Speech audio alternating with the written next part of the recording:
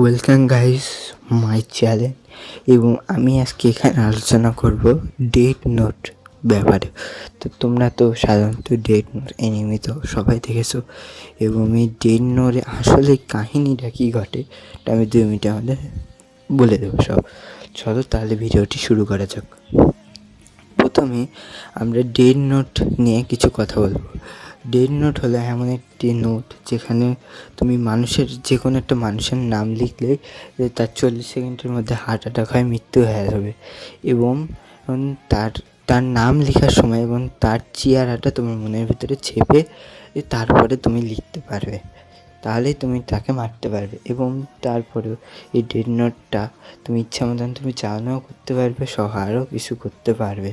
এই ডেথ নোটটা অনেক বেশি ওভার পাওয়ার, কারণ এটা ওই এনিমিতে বলা হয়েছে এটা ইতিহাসের সবথেকে খতরনাক অস্ত্রের মধ্যে এটি 1 নম্বর।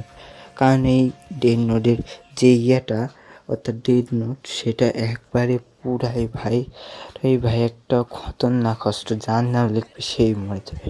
তাই দেখেছো। এবং এই এনিমিটার প্রায় 36-37টার মতন এপিসোড আছে, তোমরা চাইলে দেখে নিতে পারো। এবং এই এনিমিটাও খুবই দারুণ, কারণ এই এনিমির দারুণ হওয়া সত্ত্বেও 2006 সালে এসেছে এই এনিমিটা।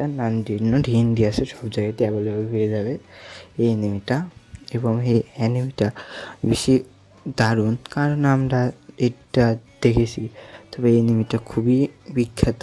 বাট এই এনিমিটা এত বেশি ওভার পাওয়ার নিয়ে ঘুরে বেড়ায়, তো তোমরা লিটারালি কল্পনাও করতে পারবে না।